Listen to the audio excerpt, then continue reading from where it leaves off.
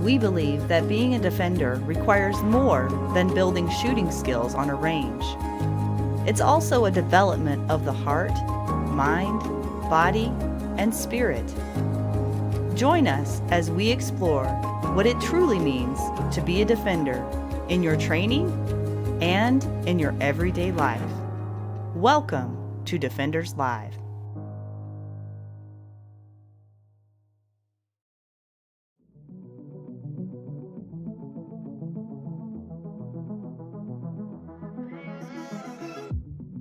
Because I almost started crying about a couple minutes ago because I realized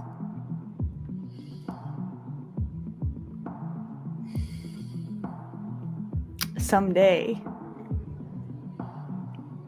you're not going to be here. I'm not going to be here.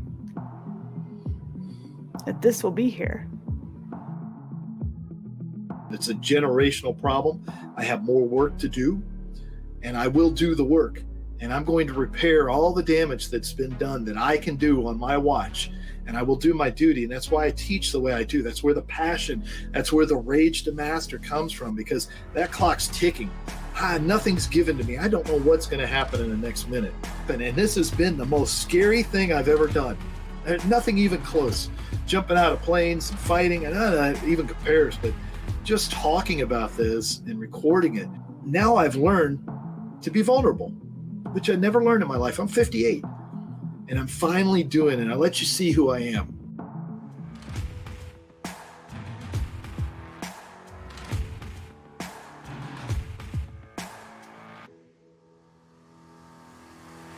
Brian Hill has been a coach and instructor for over 3 decades, and he's the co-founder, along with his wife Shelly, of The Complete Combatant in Georgia.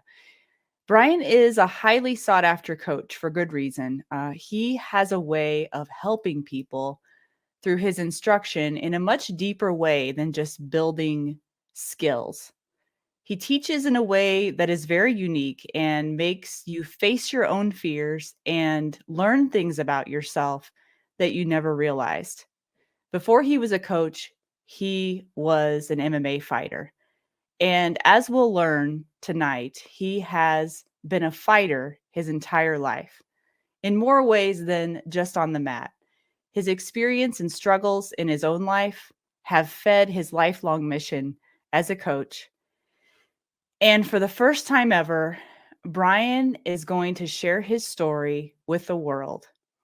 I cannot tell you how unbelievably honored I am that he's going to do this, and that he trusts me to facilitate this process. I don't know what's going to happen. I don't know where it's going to go. And honestly, we're both a little bit nervous. So we're just going to be brave and walk through this together, and don't have any expectations other than we hope that it will help someone out there by hearing this story. So let me bring Brian Hill onto the show. Hey, Brian. Hey, Laura. Whew. And we haven't even got started yet. And look at me. So it's good. It's genuine. What do you hope to accomplish today, and why did you agree to do this? Several things are important in this. Number one is you. I don't think I'd do this with much of anybody else, nor do I think I'd do it again. I think this is a one-time done for me.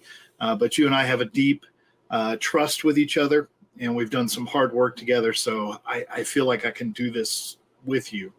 I spoke to somebody who's offered a lot of counseling for me in my life, and she wrote a book about this.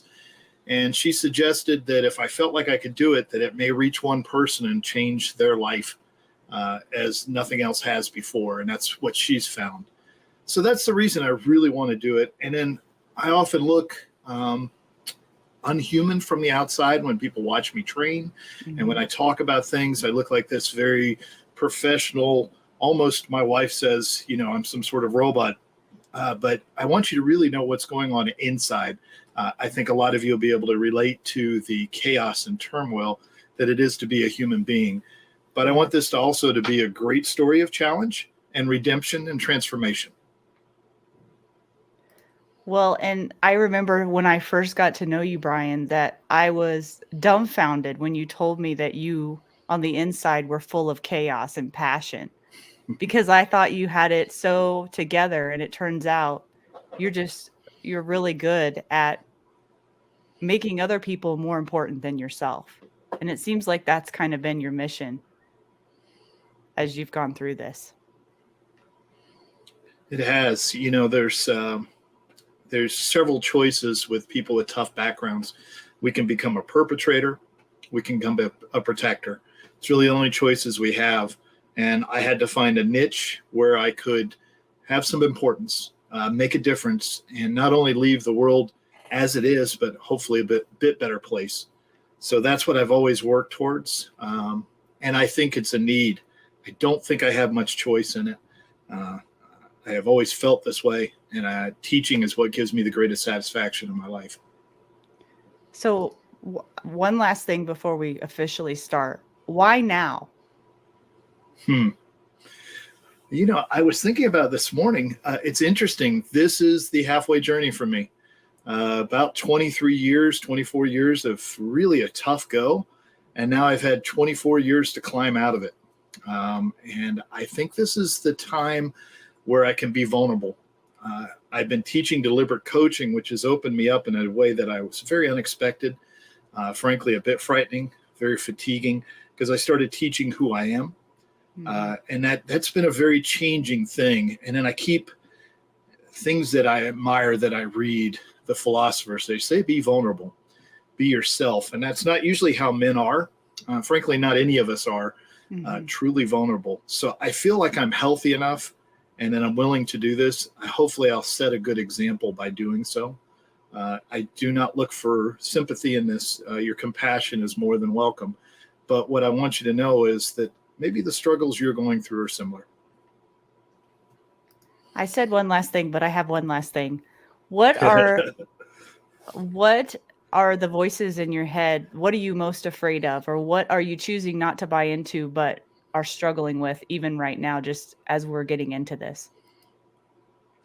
When I say being vulnerable, I'm a hypervigilant personality because of my background. I am scared of how my enemies will use this against me. And the conclusion is that my enemies have been using it against me my whole life. Now, I'm not saying there's a whole bunch of enemies out there, but there are people who don't wish me well, as there are for everyone. I think we're often defined by the people who don't wish us well. And by living in fear and allowing that to control me, I can't be the best version of myself. And that's the fear that I see. I've also expressed this before.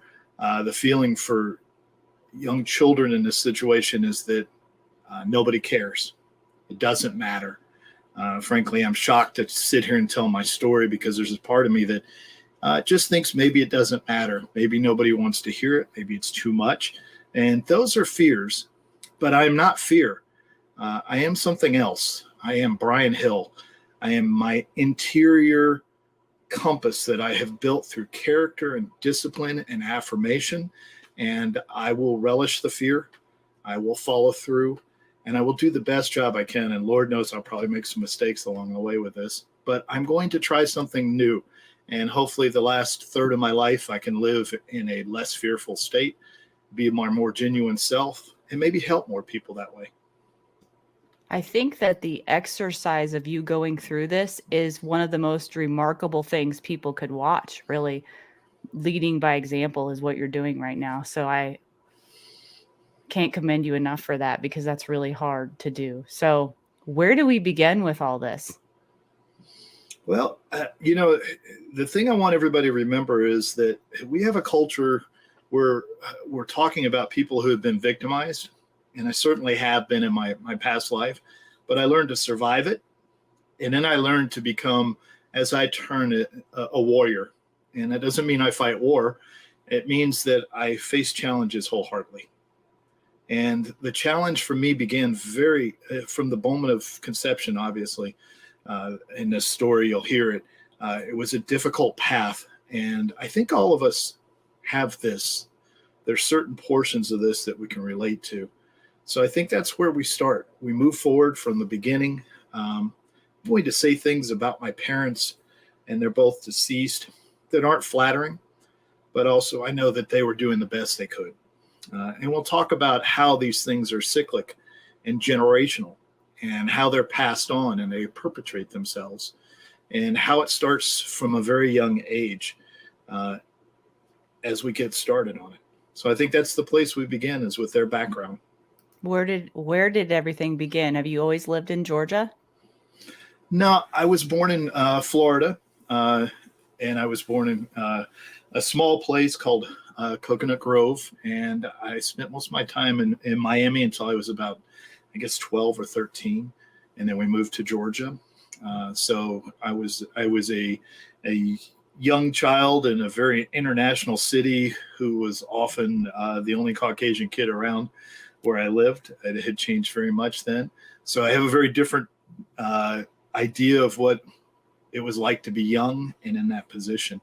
Were you an only child? Yeah. So that's, here we go with the story. Oh, okay. My poor parents, they had children, which they abandoned. And I won the lottery. They kept me, but I didn't know this. And I found most of this out when I was 18. In fact, I just recently found out that in the last, 5 or 6 years, that my father had a daughter because she called me out of the blue. She does the history for Sons of American Revolution and Daughters of American Revolution. And she was calling to see if I was his son. And then I found out I had a half sister. So wow. Yeah, it's really crazy. I did ancestry.com, which probably was not a great idea for me. I found out that both my parents were married before me, and they suddenly got divorced, and I was created miraculously 6 months later. So wow. probably it came out of infidelity, and then they both had left children, not because of that. My mom had some mental health problems, and she abandoned both of her children. My dad abandoned his daughter. So it was not probably the best start. And as a young child, I can never understand why they disliked each other so much and why there's so much hatred in there. Yeah. As an adult, maybe I can understand a little bit more how tough it was, And they both came out of very hard households. My dad was born in 1918. Wow. And he had it rough, from what I heard. He didn't speak about it much, but he had it very tough. And my mom's father died when she was very young, and she was put in and you can only imagine in rural Georgia, she was put in an orphanage. Mom was pretty abusive. So this is where the generation starts. And I imagine it was before that. Shelley and I do a lot of work with survivors of domestic and sexual abuse, and it's a generational thing. People want to make laws and they want to say do this and do that, but it's passed on from generation to generation to generation. So not only does it damage the victim, but if the victim has a child, it damages that child. And so that's kind of where it starts with them. So why do you think then that you were kept, so to speak, that you weren't abandoned if they abandoned everyone else? Maybe because they're older. I don't really know. They came to some sort of commitment to make each other miserable. Really? My dad took good care of my mom, but he was not a good person, and he was very angry. My mom had what's likely a borderline personality disorder. She was a narcissist, and she was very flirtatious with men in front of him and around him. And so they were always in this war. And later, I noticed that when my dad had passed, my mom was at a loss. So maybe they'd been old enough. She was well pleased with me as a son. That really defined who she was. I was a good son because she was a good mother. And that's the narcissism and the personality. And then my dad could keep her because, he had a child. I don't really know, but that's my feeling in the household. It was not a happy place. I can't remember a lot of easy times. So I became a very hypervigilant person. I have memories of being 3.5, and really starting to pay attention because it was dangerous all the time. Not because they were going to kill me or they're going to kill each other, but it was just a dangerous place. It was an abusive, emotional place that had a lot of things going on. So I think that's why they stuck. What, if you could call it a relationship, what kind of a relationship did you have with both your mom and your dad? What did that look like on a day-to-day basis? Um, my mom was. Like, It's were it's they very hard. there? Were they not Yeah, there? You know? my mom stayed at home. My dad was very successful then, Oh, okay. and he had a job where he had met her, and he was very successful, and she was able to stay at home, and she did interior decorating and refurbished houses that we lived in and sold them. So they had a pretty good thing going there. My dad. Uh, he wasn't very good with children. He didn't really like children. There's just no doubt about that. He had a genius level IQ, and he found it very difficult to relate to a child. So I was really a little man from the beginning on. My mom Yeah. treated me like an object of her affection, and if I was good, Oh, therefore she was great. So it yeah. was kind of odd. Now they're sometimes very kind. It's not all bad. It's just a very different dynamic, and it's hard to relate to that for most people. Yeah, because I'm trying to wrap my head around, I'm trying to put myself in your household, right? And think Mm-hmm. about what your day-to-day, like, what are the conversations? Like, what tell me an example of, a typical day in that household. Were you on pins and needles all the time? Were you walking on eggshells? What were your biggest concerns and fears as a child? What was going through your mind then? I was very vigilant. I was way too young to be that vigilant. I often relate to people that I could see the house breathing. I was Mm, given a great deal of freedom because I was an only child, although I was not given any latitude because there was nobody to blame it on except me, mhm. and so I was scarce. We didn't have a TV.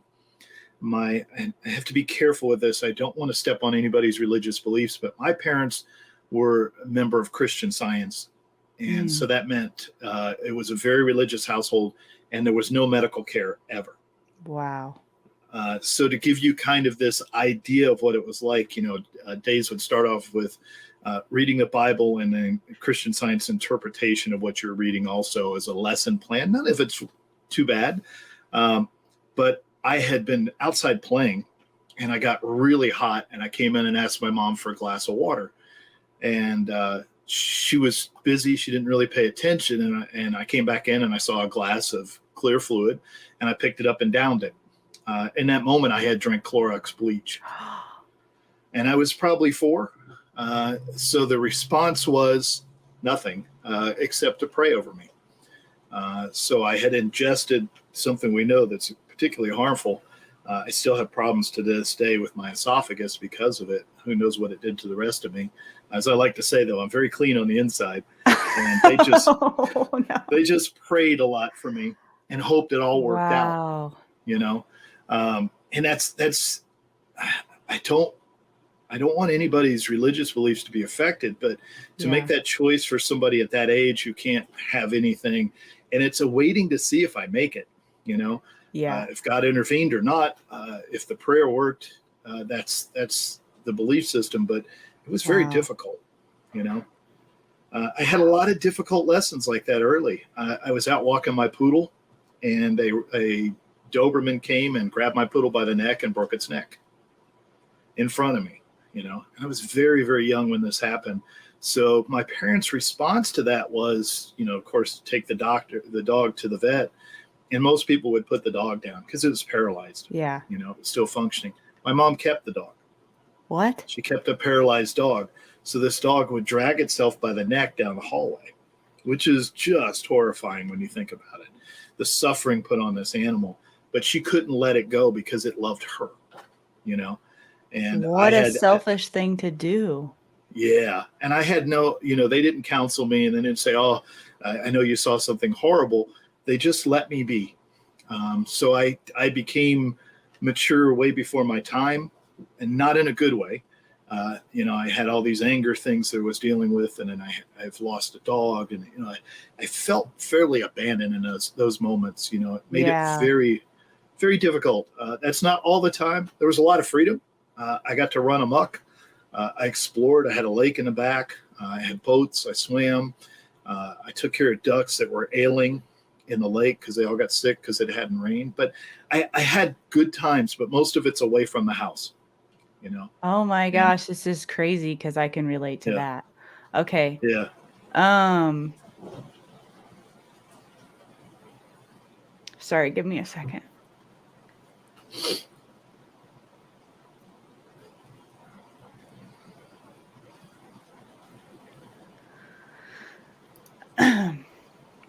I can't think of the next question. Sorry. It's okay. That's okay. Um, I can work through it too. I didn't know. So one of my biggest questions that I was kind of afraid to ask you, but now it makes perfect sense, was your view on Christ, your view on the Bible, your view on religion, and those, like, the word religion by itself can mean many different things to many different people, right? For some people it's a bad word. Yeah. And but knowing that about you now, it makes total sense, where you come from on a lot of things. And maybe I shouldn't assume I know, but I am curious about that because I am a believer, and Mhm. I just wonder how that shaped you. Uh, I read the Bible a lot. I Yeah. read very well. We weren't allowed to have a TV, so there was no TV in my house until I was 7 or 8. So I really think I started reading very early in my life, maybe 3 or 4. Uh, I would sit with this little book called The Little Red Airplane, and I'd heard it so many times that eventually it started making sense to me, and I felt like I could read it. I don't know how it all worked. There was some help from my parents. My dad was well educated. He was very smart. So I had a lot of Bible reading, and then the other part of Christian Science was very wordy. So maybe that's where my love of words came from. Hmm. Uh, Reading saved my life. There's no doubt in my existence because it was able for me to put in the other place. I think my relationship uh, with Christ or with Jesus is more as a teacher. Um, as we explore this later, there's going to be a profound crisis in my life about this. But I was deeply immersed in this church. I used to stand up in front of them and we would testify to miracles and healings that had happened in our life. And I was able to do that as a young child and speak in front of people. It was a big central part of my life. I didn't know that it was unusual. It just seemed like it was the normal thing, Yeah, you know? because when you're young, you don't know the difference Yeah, yeah, and yeah. you don't And I really have a did, choice. no, I didn't. I didn't. And I don't regret any of that. I regret the lack of medical care as we'll, as we'll work our way through. Oh, there's You more? know, Okay. yeah, of course, there's always more. I I have like a to break feeling there's a myself. lot more. Yeah. But, I think the scope is that, this really formed me from this time until puberty of being very alone, not doing well in school because I'm not really connected. I'm very isolated. Uh, like we didn't do birthdays and Christmas like everybody else Mm, did. yeah. So it was just a very odd segregation. I was growing up in a very tumultuous time where we were being bused to inner city schools. Hmm. So just very difficult for all of us It sounds very to feel our confusing way. too. Yeah, yeah. And I just very much alone. But I Yeah. had these two people that were, involved in my life, and it felt really good. And I felt connected, and I had regular activities, but I didn't know until I grew up that it was all very quite odd the way they were handling me at the time. And my dad had started a real campaign of grooming me towards what he wanted, and not in a good way. So there was a lot of weird stuff going on in my life, and you know, that's when your personality is set. So Hmm. I didn't relate to people well. I didn't have a lot of friendships. My parents could not hold a friendship with anybody. There was always some unspoken catastrophe that happened behind. We had to leave a church. Hmm. We couldn't talk to people anymore. Hmm. I don't really know what was going on. They didn't really discuss it that way, but there was always nobody else. Friendships lasted very shortly with my mother because, she always believed that people weren't good enough for her. That's the Hmm. narcissism. They didn't love her enough. They didn't take care of her. And she did some strange things. And then my dad was just an angry, jealous man at heart. So it really made this weird household. I think the accumulation of it was my dad eventually lost his job, which is an unmooring event for a man. Hmm. He, he'd worked for airlines. He was making extraordinarily good money, and suddenly he was unemployed. and I have to imagine it's personality issues. You know, as I say in class sometimes, he's probably an undiagnosed sociopath at heart. There was very little connection to the world except what he wanted and what he was willing to do for it. But he was well educated and he did well in management at a certain point. But when he lost his job, that unhinged the household. Now he still got he got a good retirement because he's quite a bit older. So it was enough to live on. But it made things much more difficult at that point. And then he was around all the time, which really changed my life. And I guess at 12, we moved to Georgia then because my mom's sister lived here. And she ended up becoming the breadwinner in the family. She went to work and she managed apartment communities. Your mom and so did? she was, yeah. So she was never home anymore. And my dad was home all the time. And we're angry, talking about, probably. Yeah. Well, a man who has lost his position, he couldn't find another job. He gave up, so then he became this very stern disciplinarian around the house. To this day, I still tend to count things because I was allotted a certain amount of tissue paper and, like breakfast, it was measured and poured. He was in the military, so he was very, it's not OCD, but very controlling about everything. I tend to eat the same things every day because that's what I did. I've never had sugar cereal in my life, ever. I'm probably not missing anything, but those are the type things that happened, and it I don't think that was particularly bad. But I was surrounded by old people in Florida because there were no kids in the neighborhood, So I learned how to play dominoes, and I watched Lawrence Welk and play chess, and it was very odd. And then when we moved to Georgia, there were kids around, and I was not well suited to deal with children. And I had a lot of problems in that way. So was there ever any true connection? Did you ever, like as a kid, did you ever feel any true connection with your parent? Like as far as just general care, understanding, and love, or was that a disconnect? I'm just curious what that was like. I desperately clung to them because they were what I had. And it was the only chaos I understood.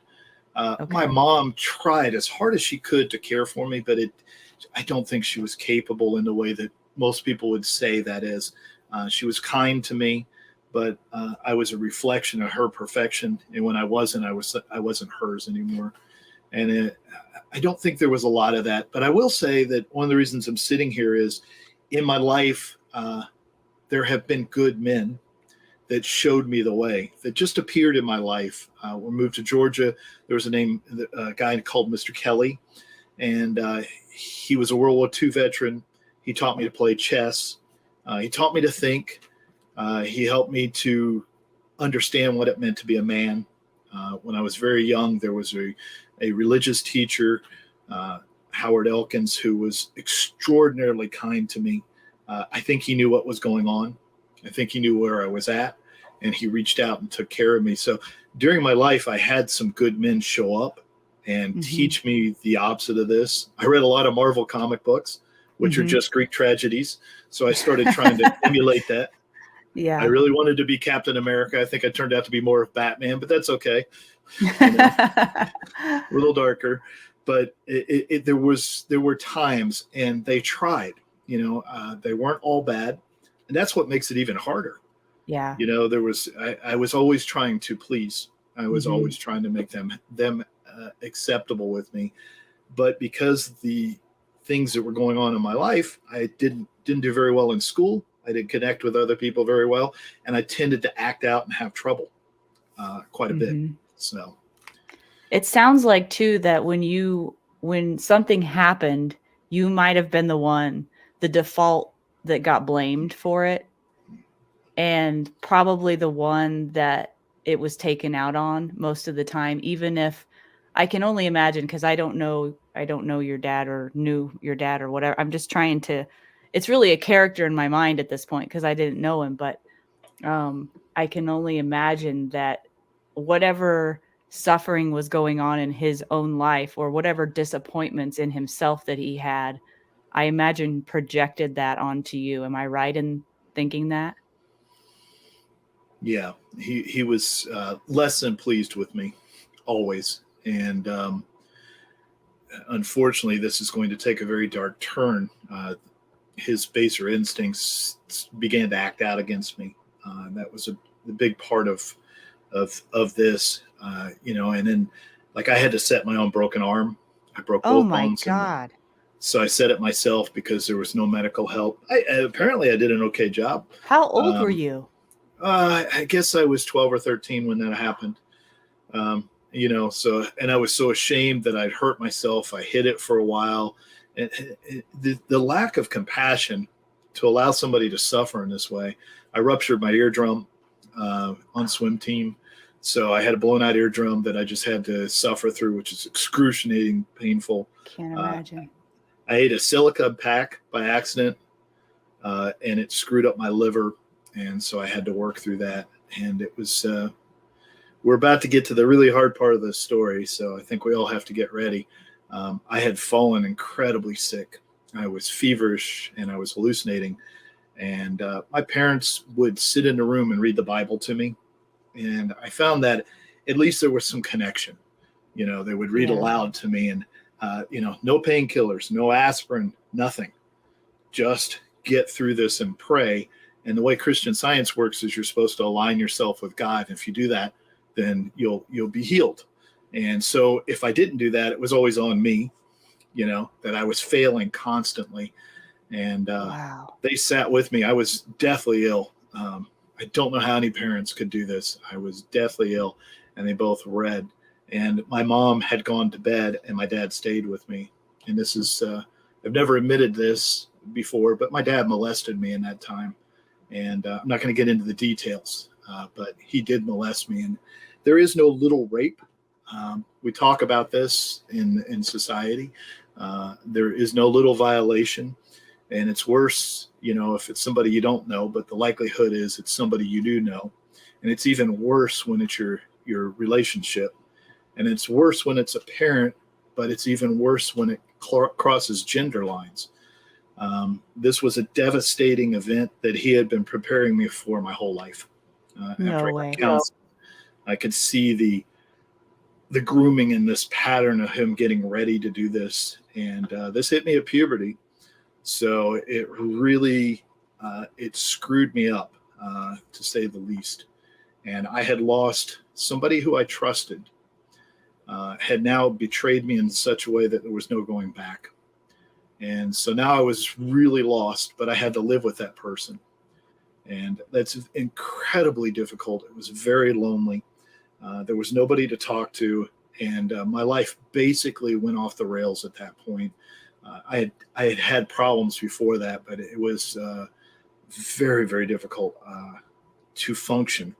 And the usual things that happens to somebody who's victimized by a parent started happening to me. Grades were falling, getting in trouble, like setting fires, acting out, drug and alcohol abuse. All those things started to enter my life very early. I think I had my first drink when I was 14. Both family sides have alcoholics in it. So that's really a bad mix, because that means I can process alcohol extremely well. That gene has been passed. I should have never drank. But I had no way to numb the pain, and I was utterly lost. And this goes back to your comment about religion, because I prayed so hard for help. I prayed and I prayed, and there was none. And I suffered, and I suffered in a way that by myself. And I became a problem to society because I didn't fit in school. I didn't fit in with friends. I didn't fit in anywhere. And all people tried to do was minimize me or punish me to try to get me back, because we didn't think about it. This is 1978, 79, something like that. Teachers don't know, nor do teachers really want to know that. And they had to give me an IQ test because they thought I had some sort of learning disability. And I did well on that. I'm not extremely gifted like my father was, but I have a pretty good intellect. So I ended up in talented and gifted, which meant I was unstructured, which was the problem.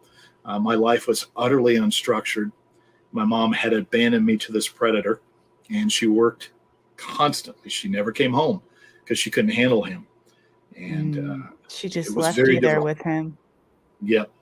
Yep. Did she know what happened? Well, later in my life, it came to me that the right thing to do was to go to my mother. And the shame in this is so hard. I feel it now. I feel my face flushing, and I feel the tears behind it. But I have grown into the man that could be a father to this child. So we'll work through this. I went to her and I said, Mom, Dad did this to me. And she said, yeah, that's just how your father is. And that was the end of it. And unfortunately, that was the fracturing of the final relationship I had in life with somebody that I could connect with. And I knew that she was no longer there for me. I was appalled and I was horrified, but she was also a victim and she just couldn't deal with it. And so she knew and she disassociated and she moved on. And then it's And just never talked about again, is it? that's It's right. like swept under the rug and gone. Yeah. Yeah. Mm-hmm. And I think whether it's violence or sexual abuse or all that, that's what we see that's so damaging to people. And, if you've been victimized by it, you're not really prone to want to talk about it. Mm-hmm. The shame is that somehow maybe you did something. You deserve this. You should suffer like this. If you had just been a better daughter or son, it wouldn't have happened. And I dealt with that shame and that guilt, and it affected the next 15 years of my life. It still affects my life, to be quite honest. I will give you a note of hope, though. I don't think I would change my life. There are probably easier paths, but I am very happy with who I am now. So, from here on out, it's tough, but it gets better. It gets better. But that's a hard thing to admit, and it's a harder thing to live with. But I hope that those of you that have suffered can relate to that. There's a feeling of comparing suffering, but that's not it. Children should be protected. Children should be cherished. Children are your future. We are just ghosts of their past. We are here to propel them into the future. And one of the guiding principles of my life has been protection of children since this. It's important, and no child deserves this. And I know parents have their own failings, but if it happened to you, it's not your fault.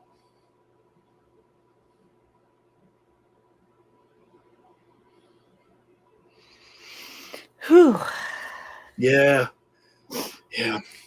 We might need an intermission, Brian Hill. I know it probably just barely got started, but.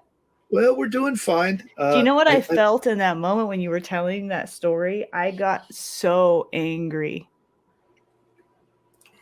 So angry because I somehow, in a weird way, I felt like I knew you as that kid, like I could picture that kid, and I just wanted to intervene, Yeah. Yeah. Nobody knew what to do. I don't think people know what to do now. It's very difficult. And, I don't know if there's a good path. I've had to deal with the state trying to intervene in this, and that's just as abusive in some ways. What we have to do is generationally, we have to help the children that are available. We have to quit blaming them, and we have to save the next generation from them and help them become whole so they can become survivors and warriors after that. And that's really my life's mission, is to help people reconstitute themselves, to become to have the integrity to recognize the whole of their character. Because listen, guys, what I'm saying is not heroic. I froze. I couldn't do anything about these things. I acted out. I got in trouble. I was not a good person part of my life, but I was a person. I was just a human being, and I do the best I can, and I recovered the best I can. And it happened because there are people like you that care enough to reach out. They get angry about it. I have told people this story, not many, but the reactions have been appalling. People can't deal with it. It's not something they can deal with easy. What do you mean appalling? They just either shut off or they blame me, and they say, well, how Wow. bad could it, I hear this a lot. Well, how bad could it be? And that's a tough one. Do I have to quantify how bad my life Right. was in order for it to matter? And Wow. so how good was your life? It's not a quantification. It was a poor child, and that poor boy was alone, and he had no idea what to do, and he suffered, and something incomprehensible happened. And I don't need sympathy for it. But compassion is good. Reach out a hand, help people up, let them know that you accept them. Don't cut them from the group. The shaming of the victim is very prevalent. Cut them away, push them away, because we don't want to deal with these truths that, sometimes families don't work very well, and Oh. sometimes they're super dysfunctional, you know? Yep. Dude. Yep. Yeah, and what's crazy about that, and I can only on a small level relate, but like I don't want to compare anything of mine to yours, but and it's not about me, but I do believe that um the dysfunction in families many times becomes so normalized. It's so normalized that it's hard to break free from. And it's really hard for people to separate themselves from whatever this dysfunctional unit is in order to see a perspective that's different. Than it's like being in the weeds, can't see the forest for the trees kind of a thing. Mm-hmm. And it's rare for someone to break away from that and do differently, if that makes Yeah. sense. It's easier to stay, even though it's horrific, it's easier to stay in what's familiar, even if it's horrible, right? And that's what I see so many people do. They wish for better, but they don't actually believe that anything better is available to them. And so they just stay and they repeat, even without meaning to. It's like they just don't know how else to operate. That's the truth. It's like I have dealt with chaotic individuals my whole life because I'm comfortable with it. It's easier for me.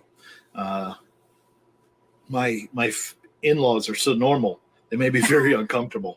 They were so good and wholesome. Yeah. Yeah. It's like holding up a mirror to everything I don't have, that I Yeah. don't understand. And I think that that's what leads us to the next part is, how do you save yourself? And Yeah. I will say it again that reading saved my life because it allows you to occupy another person's perspective.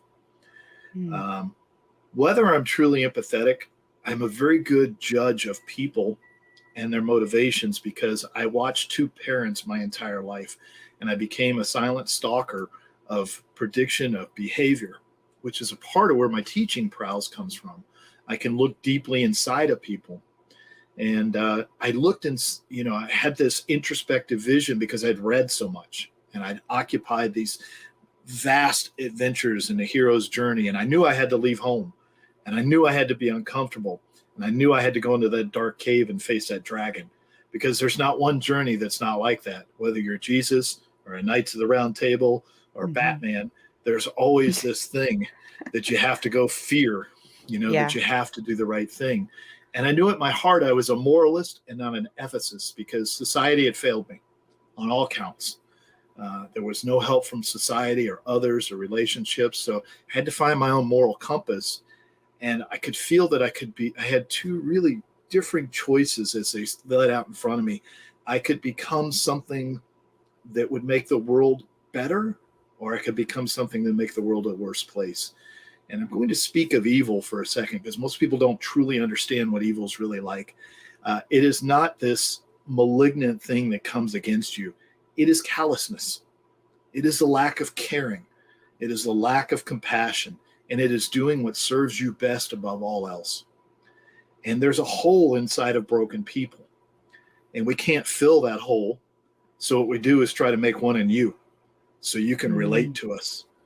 And that's where the evil truly comes from human beings. If you have a great fondness of the past, you haven't read history. human beings have not really changed, and we're all in this moral dilemma, this struggle to be the thing that causes more pain or who builds better human beings in the future. And so, my choice was to move forward. And I had started a part-time job. I made $2 an hour. I was 14, got me out of the house, or 13. I was working a lot, making money. And that's not a lot of money, but I decided I needed martial arts because I'd watched Kung Fu. And I didn't know what a mess David Carradine was. So, but at the time, David Carradine and Master Po seemed like they had it together. Like they were wise, they were compassionate, and they could kick ass. Mm-hmm. So I was like, I need something to protect me, but I need structure. I didn't have it at home. Nobody cared about my grades. Nobody was going to take me to athletic practice. Nothing. There was But you didn't look nothing. at it as structure. Did you just gravitate towards it naturally because you were in so much chaos or Well, I did look at it as really a structured way because I needed really? something. Like I can understand physical pain. I can understand clarity. People who don't fight don't understand this, but most fighters, first responders have a lot of similar stories like I do because it's so easy. It's a clear goal. I fight the other person. I suffer if I do poorly. I have elation if I do well. It's a clarity of purpose. And then watching the show, I was like, he's always so wise. He has all these troubles, but he's wise. And I'd read some philosophy and it really spoke to me. So I decided I had to go get martial arts lessons. And Wow. I ended up meeting an instructor when I was working another part-time job at Kmart. There's a blast from the past. And he was a martial arts instructor. And I asked for lessons and he assumed I was 18 or above because I had a full-time job. And, I looked older than I was. And he said, well, I'll teach you for $15 an hour. I made $2 an hour. So after taxes, it took me 10 hours to earn one lesson. So I would go 2 or 3 times a week and I'd spend $45 or $60 a week. So it was $240. So those of you who complain about the price of martial arts lesson, I was probably spending $1,000 a month. But if I didn't do it, I wasn't going to make it. I didn't have anything else. And I had to find this place. And unfortunately, I chose poorly because people like myself that have gone through these things, like it's recognizable to me when somebody else has been victimized. I can see it in them. And predators can see it too. And William Maple used to call it the resting victim face. It still exists in you there. So my first martial arts instructor, he tried to do well. You got to remember, this is 1980. We're more like Master Ken than UFC fighters,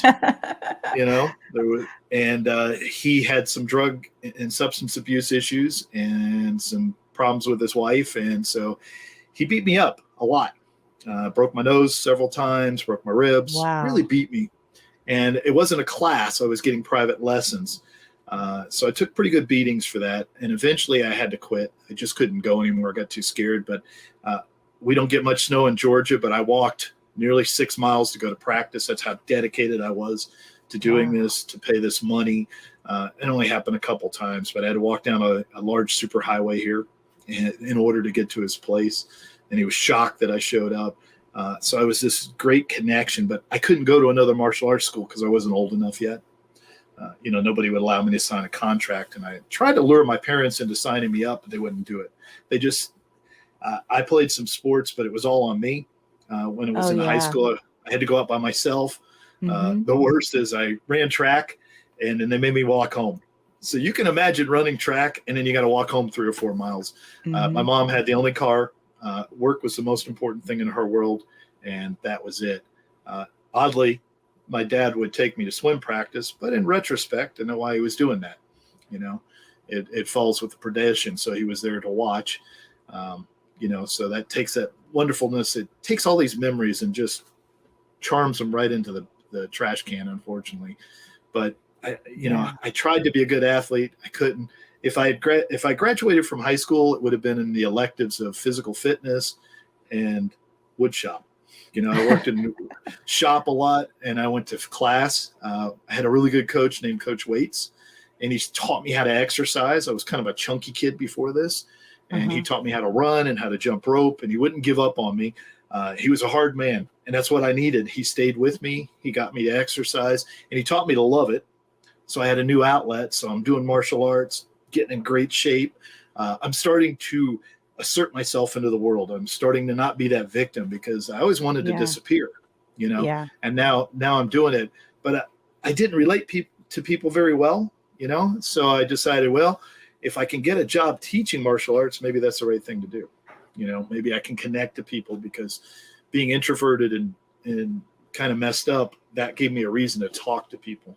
That's so funny So though that you wanted to make those changes, because I know a lot of people that go through the similar types of things you do, like getting structure into their lives and connecting with people are not things on the forefront of their mind. They're just like spinning, reeling out of control and doing whatever makes them feel good in the moment because they're so lost. And yet you're saying it's because you were reading and you saw outside perspectives that it kind of inspired you in a way.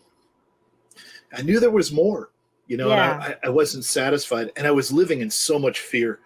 I was afraid to go to school. I was afraid to come home. I was afraid to interact with people. Everything in my life was utter, catastrophic, paralyzing fear. So I had no choice Wow. but to go forward. So, you know, I learned very early with this fear I had no choice but to go. So then I started leaning into it. And as fearful as I was, it became a friend. You know, it became a motivator. And I was like, all Mm. right, I can take a little bit. I can go through school today. You know, I got in so much trouble at school. My principal knew me by my first name, Oh, that's and not he was good. a good man. He was a good man. He was very good to me. And he said, I'm going to have to suspend you for missing so much school. And I was definitely a bit of a smart aleck then. And I said, so let me get this right. You're going to punish me with the very thing that I desire by not being here. And he goes, it is ironic, isn't it, Brian? Now, I think they solved that one in school suspension, you know. That's funny. But interesting story. Years later, when I'm teaching martial arts, he was best friends with one of my clients whose children trained with me. He walked in and he saw me teaching, and this is, I don't know how long ago, but maybe 8 years after I graduated from high school. And he looked at me and he goes, Brian Hill. That's how well he knew me. Wow. Teaching children. He goes, this is perfect. And he watched and he sat down and he watched me teach children. He said, actually, you're very good at this, you know, because I knew what children needed in that time. But that moment was a great connection. That's another good man in my life that made a difference. Yeah. Stan Moses, you know, he made a difference in my life. I think that's what, you know, it's not just the reading. There were some examples of men being men instead of what my father was. And that's what I really needed. So that made a big difference. Yeah. There are a lot of role models that you can have as a kid that aren't family members. And thank God for Yeah. that, right? Thank God for that. I That's wonder why I though, I don't encourage want to, people to mentor. Go ahead. sorry, I don't want to go backwards, but I am curious if you ever got the courage to confront your dad before he died or whatever happened there. Yep. It'll it's a very tragic end for him. And I'll get into it, but you know, maybe now's the right time. Because of my dad, I don't know if he was truly religious or not, or it was my mother, but he agreed with the no medical policy, maybe out of fear, maybe out of belief. He did try to do better. I think he was truly guilty about his actions. You know, as he aged, there was definitely guilt, but our relationship was never quite the same. He tried very hard, but I ended up being his caretaker as he died of undiagnosed prostate cancer. You are kidding me.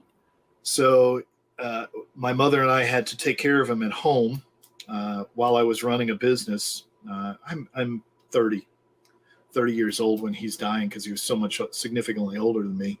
And it has metastasized, so, you know, it's everywhere. And he is suffering, and he's in a hunk, just a desiccated hunk. And I had to watch him die. And he apologized several times to me. And it's funny, he doesn't, I don't hate him the way I should, I guess, because hatred's no good for us. You know, it's like drinking poison and wishing your enemy would die. Yeah. I don't have that hatred for him. I see his weakness. I wish it never happened, but I understand him better. It was much harder with my mother because I was closer. Yeah. And then she was very, she had just taken the information and let me be. So I knew that in that moment, her preservation was better and more appropriate. I also ended up taking care of her at the end of life. So I had to take care of both parents that had betrayed me in such a way. And the reason I did it was duty, not love. I could not look myself in the mirror if I did not take care of these people. And I did my duty, and it was difficult. My mom died of Alzheimer's Oh in nursing gosh. care. That So it was is a slow, yeah. And she had developed a real personality disorder. She was paranoid delusional narcissist. She had been spraying herself with pesticide and wrapping herself in saran wrap to get the bugs off of her. Water was flowing through the floor. It was god awful ends. And I had to take care of both of them. And I did it. And I spoke to my counselor about it. And she said, well, you couldn't do otherwise because you're conscientious and you're duty bound. So in order to honor who you are, you had to do this. Now, I suffered through this. It was very, very difficult. But I did the right thing. I didn't do it for love, though. I did it for duty. And wow. maybe now I hope they're whole. I hope that they have found forgiveness. I hope that they can be complete people, because I think it was robbed from them too. Wow. How many years did you go through this duty of taking care of your parents? My dad's end was, probably 18 months. My mom was, Alzheimer's is god awful. Yeah. It's a slow and steady decline. Yeah. Once it was very interesting when my father died, she really went off the rails because that kind of kept her on a straight and narrow. She was fighting against him, and without anything to fight for and living by herself, her brain began to shrink. She had a lot of cats. She didn't clean the cat boxes particularly well. So there's people can get quite paranoid when they're around a lot of cat feces. There's a particular strain of bacteria that makes rodents crazy. This may have affected Wow. her. And then she started applying pesticides. We didn't know she had open ulcers. She hid everything. She was very tough. Like, she fell and broke her hip and her arm, and she would lay there for a day before she called for help. She got up and got to the bathroom. So, there was this, she had a hard go. She had a really hard end, and I took care of her, but, it's so hard with Alzheimer's because the person you love is not there anymore. And, Right. it's like expecting somebody with a heart disease to run a marathon. Somebody with a brain disease can't think. They don't think well. Well, And, it got, it's just sad. yeah, yeah, yep. Wow. So what was the next phase for you then? Where do we go from here? Well, This things is get better. Things get better. It's still a hard road, but when I was 18, my parents decided to move out. Not me. They decided to move out. what? My mom's work was more important. She had a apartment community that she could manage in Birmingham, so she moved to Birmingham, and they left me here. They did offer some financial help, so they helped with the rent a little bit. I was working for a martial arts instructor who was taking complete advantage of me. I was 18. I earned $120 a week. The rent payment was $300. So I lived in utter poverty, and I had what was my high school best friend at the time move in. And then, of course, he moved his girlfriend in, and that Oh was a boy. real nightmare in itself. But I Yeah. didn't really have much money, and I had a lot of work to do. I worked at the martial arts gym, 40, 50 hours a week. I had recently had my heart broken by a girl that I felt like I was in love with, but probably just infatuated. And she had betrayed me with somebody else. So I just shut down for about 5 years. All I Really? did was work. I just worked. I went to the martial arts school, and I worked 60 hours a week for no pay. $120. So I got about $2 an hour again.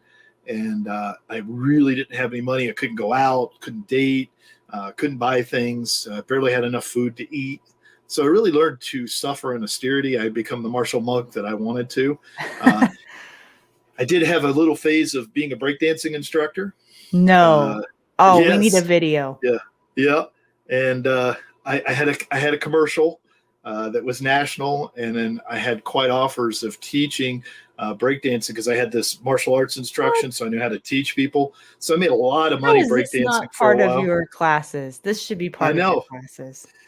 Yeah, the funny thing is Gabe White asked, has anybody been a breakdancer? And I raised my hand. He was like, you? Really?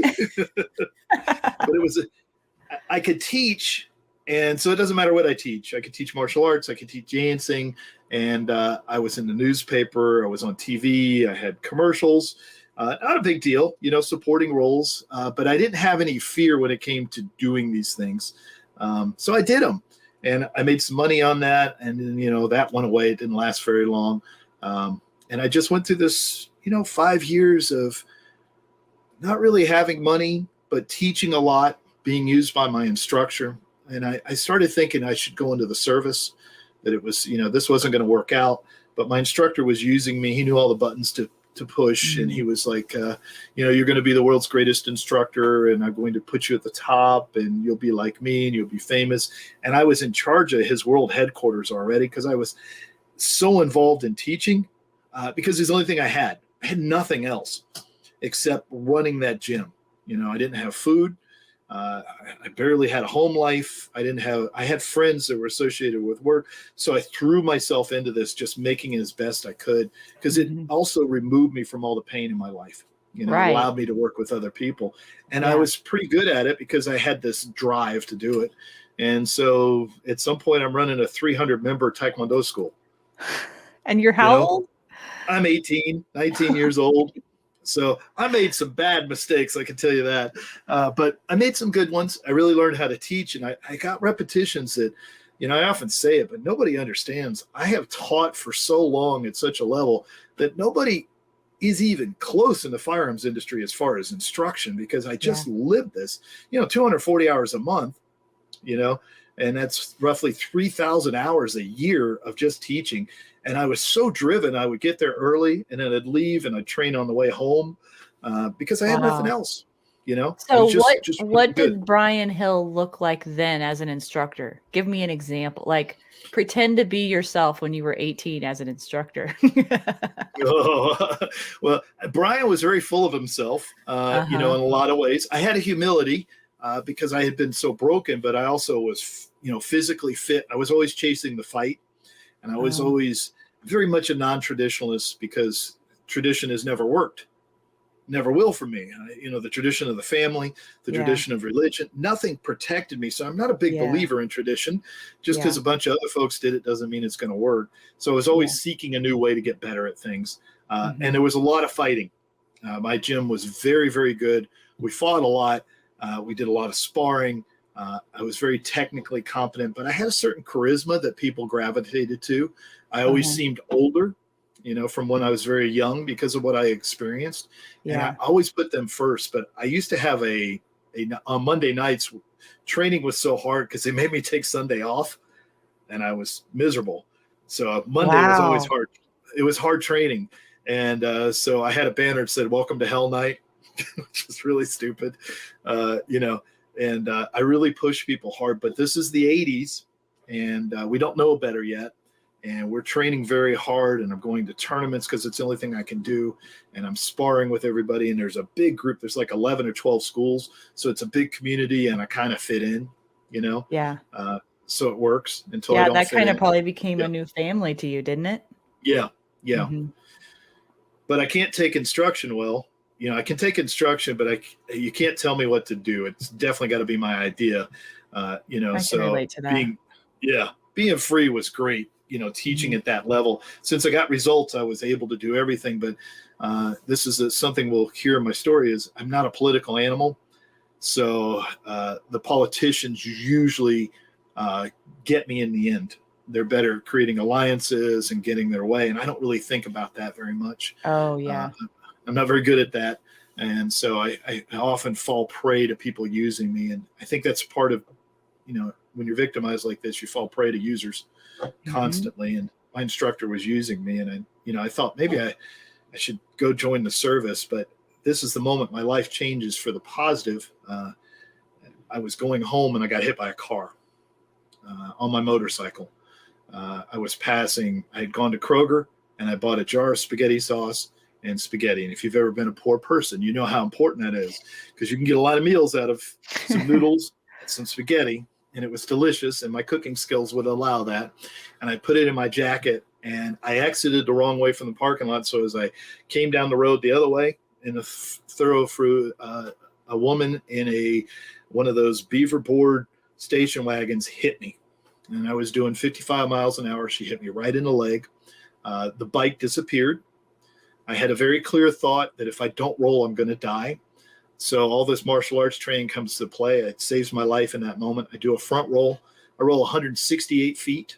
I break my collarbone. I break one of my vertebrae.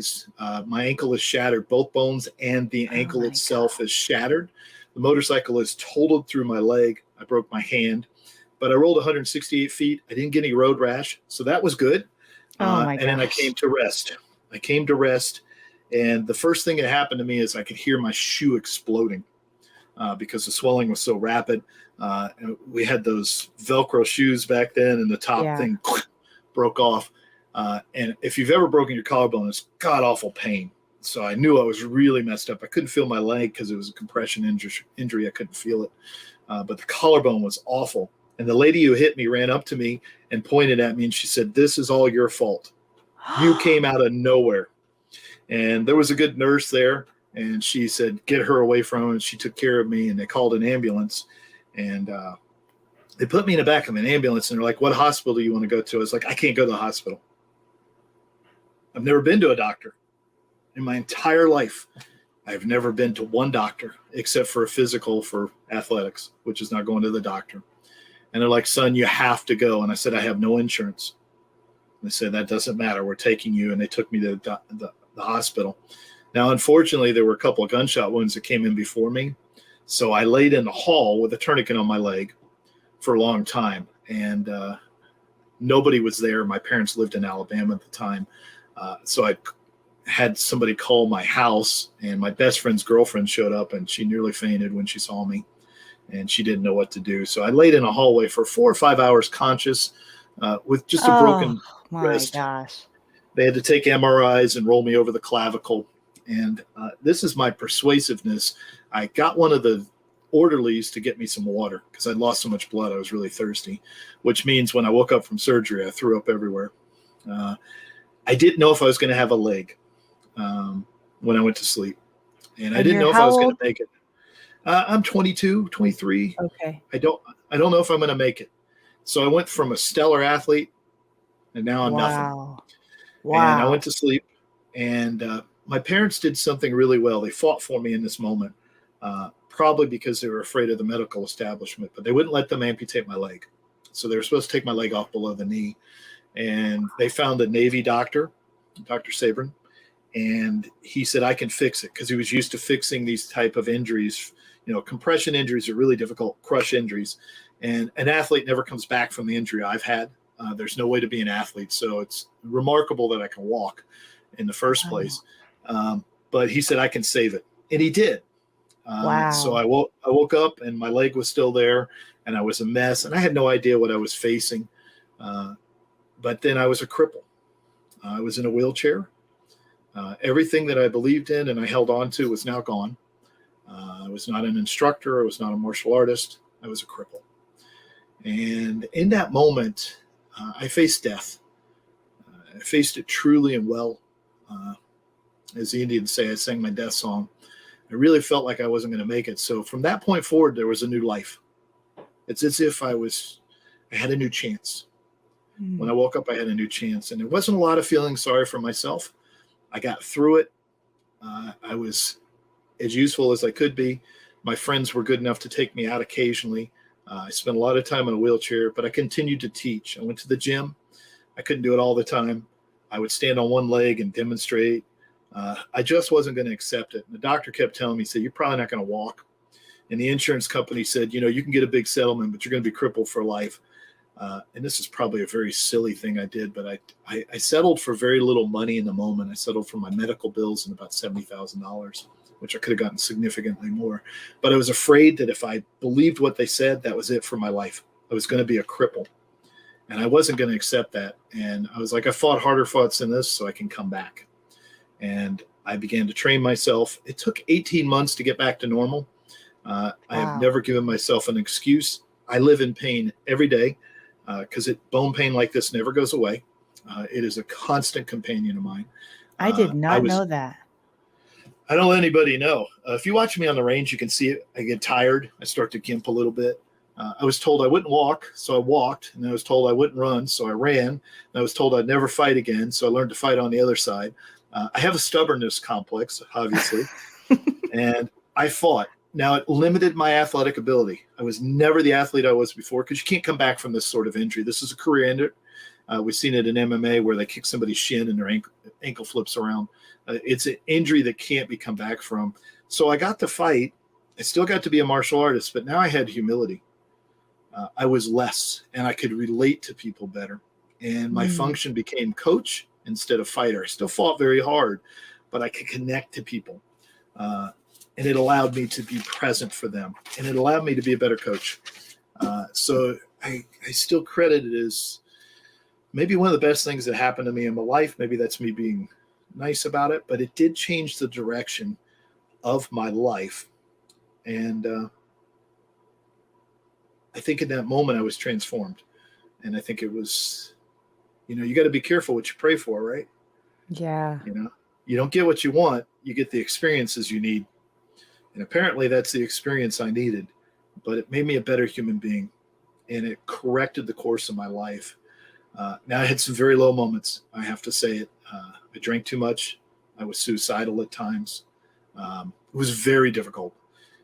I really had to work back over a 2-year period, getting back to where I was. But there was a dawning optimism that I never felt before. Really? And I think that's why the suicide was such a, it was an appealing thing, because I just wanted the pain to end.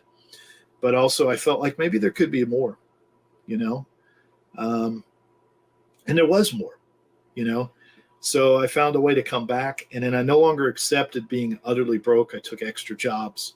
I had some money in the bank now because of the settlement. So that was great. Unfortunately, somebody identified me, and I guess he was my friend. It's hard to say, but he wanted to open a business together. So we opened a martial arts school together. He had no money. I had the money.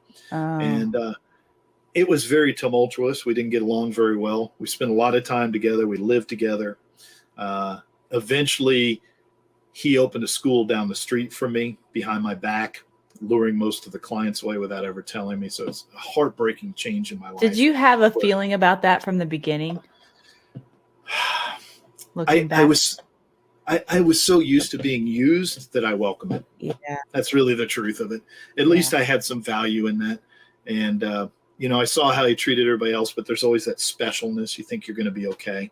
But that was a devastating moment then. I rebuilt, and then he'd stripped it away from me, and now I was on my own.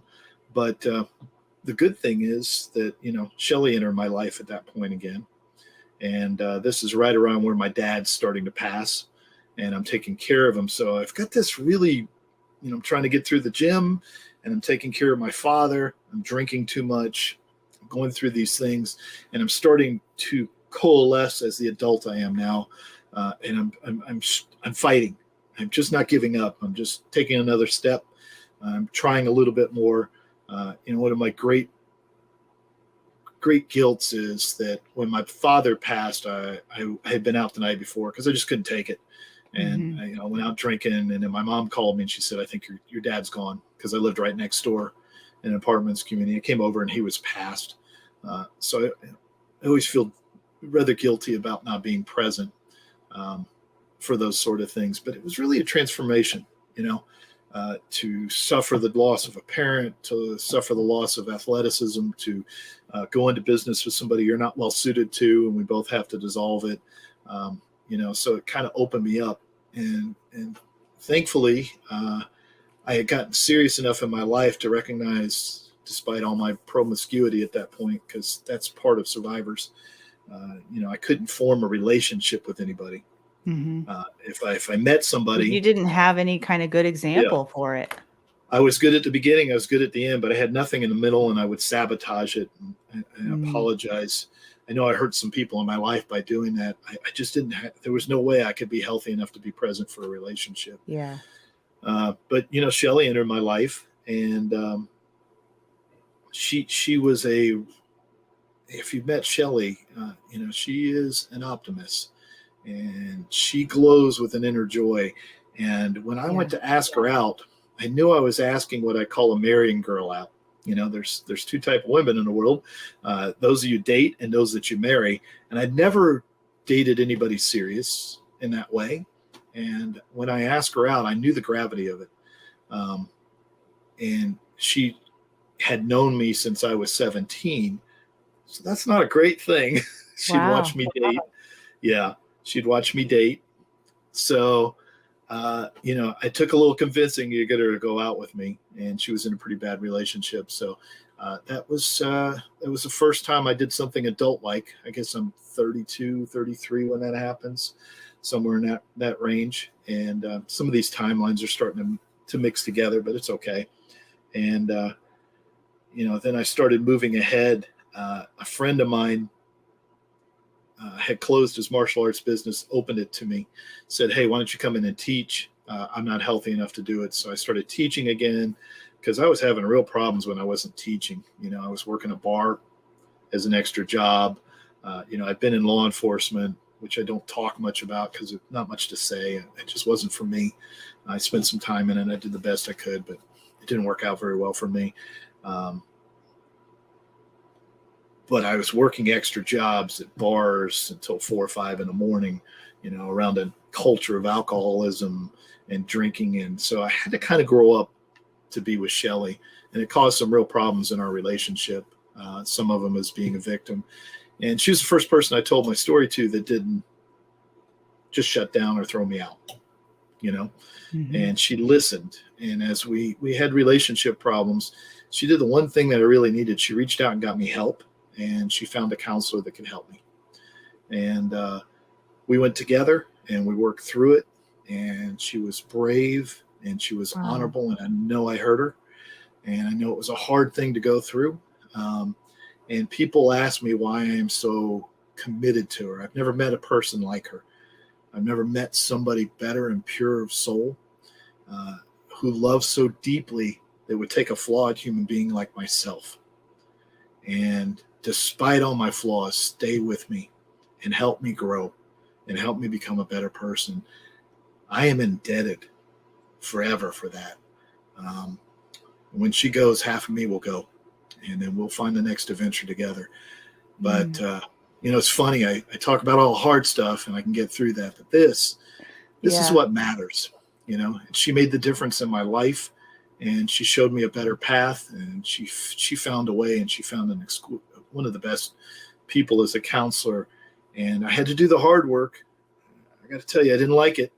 I found out that I'm just a massive scar tissue that has the same habits that every other victim in the world has. I like loud music. I like going to the beach. I have migraines. These are all things that we all go through to distract ourselves. I wasn't an alcoholic, but I drank just to release the structure I created. So I started learning in the introspection of myself, and I'd always been very introspective, but I never had to go through it with another person, never had to share it with someone. And that's when my life starts to get better. It was hard. It sucked. It was no fun. But the other choice is just being this massive scar tissue that does the same thing every day for the rest of their life, never gets better. In fact, gets worse, because the one thing about life is no matter how bad it is now, it's not getting easier. As you get older, it doesn't get easier. It gets harder because we have more reserves to deal with it. So that was really, I don't know what led me to it. I was never that interested in a relationship, which makes you wildly attractive to women for some reason. If you can't be bothered by them, then everybody wants to go out and date. Yeah. But I never connected. I couldn't connect to somebody because there's this shield and this distance, and people still feel it around me. I can't quite get there.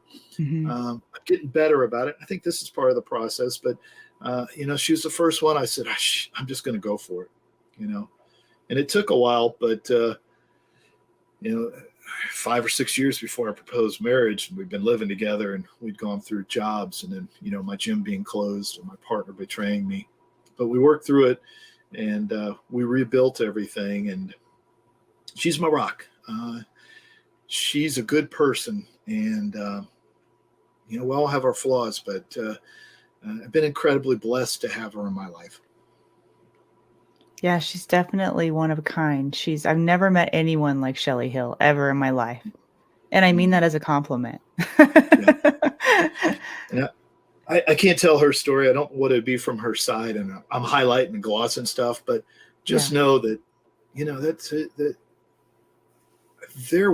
I will always love and adore that woman for her reaching out and taking care of that child that was broken inside of me and taking care of me. And we try to do it on a daily basis. And I'm a difficult human being to live with. I am a driven man who's full of deep passions and dark, uncontrolled problems. And she accepts me for who I am. And she understands that when I'm away, I'm not away from her. I just have to do the work. And she understands who I am now. And it's just a marvelous, compassionate nature. And I will give her anything I can give her in my life for that, because I've never had that. I've never had that in friendship. I've never had that in familiar relationships. I think it's a one of a kind moment. And I think she's incredibly special. And if you watch, she reaches out to survivors, of domestic and sexual abuse. I guess that charity makes a lot more sense now. And now we're rescuing police horses. And she is a rescuer. And I think it's because she had a hard way too with her dyslexia, not knowing how to fit in. But she's an optimist. So What a relief that must feel like to find somebody who finally actually cares and who is interested, not just interested, but invested in helping you. I mean, was that hard to believe at first? Because I know for me, a lot of times I have this problem of thinking what seems too good to be true is, and then being like, yeah, but what's the catch? mm-hmm. Yeah, I don't trust anybody well, nor easily. And that's horrific. There is a cycle in nature to things, and you will gain friendships and you'll lose friendships, and things will come and go. And it was so hard to let go and to trust and to be. There's a part of me that just wants to believe the whole world is dark, but there's a part of me that wants to believe it's light. And that was a real changing point, is that trust and that feeling. And I've told you that the one thing that plagues me every day when I wake up, maybe not every day, but close enough, nobody cares. That's what the abused child says. Nobody cares. Yeah. And if they do care, it can't be real. And then I say, well, Shelley cares. And then I start making a list of people, that care. You're on that list. You care. Yeah. And so now I can't live that anymore, because it's not true. And if she cares, and you care, and they care, it matters. And it helps. It helps tremendously. And, we're not even close to being in the same geographical part of the United States, but we have deep talks, Yeah. and we're honest with each other. And I watch you with your guest, how you deeply care, and that you would sit here and listen to this, for an hour and 20 minutes is a deep privilege. And I it makes a difference. These small things make a difference. I had one teacher say to me, she said, Brian Hill, I don't know why everybody uses my full name, but apparently they need to get my attention. She said, I don't know what you're going to do in life, but it's going to be special. Wow. And she meant it. She meant it. She goes, you don't fit, but you're going to be something special. And I get bumps every time I say it, because she meant it. She looked at me. She saw me. You can change the course of somebody's life by one sentence, by one act. Let them know they're not alone. Let them know that they can move forward. It's totally true. Hey, we're almost at the end. Well, I don't know if that's good or bad. I mean, I have see things come up while you're talking, Brian, and they're really good points, and they're really good questions. And then if they're in my brain for longer than 5 seconds, it's hard to keep them there, because I'm still listening to what you're saying. And then sometimes I write something down and I can't even read my own writing, so I don't even know what it was about. I do have before you move on to the next section, though, the one thing I Mhm. did write down that was a question of mine is, you know, when you were talking earlier in your story and you were, I know that it really hurt you what your dad did, but the betrayal and hurt I saw in your eyes when you talked about your mom, when she just blew it off, basically, that hit me really hard because I don't think you ever get over that, truly. But my question is, what is your advice to people? Because I did not realize how much you know me, Brian. I don't know how Yeah. you know me, but you know me, and you've known me this whole time, and I thought that I was hiding it, but you know me, which is that makes me scared.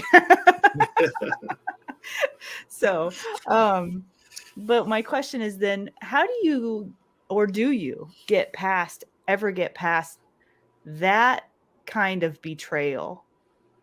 Um, I don't know how else to phrase it better, but that kind of betrayal that just takes a piece of you when it happens? What kind of work have you done to help with that?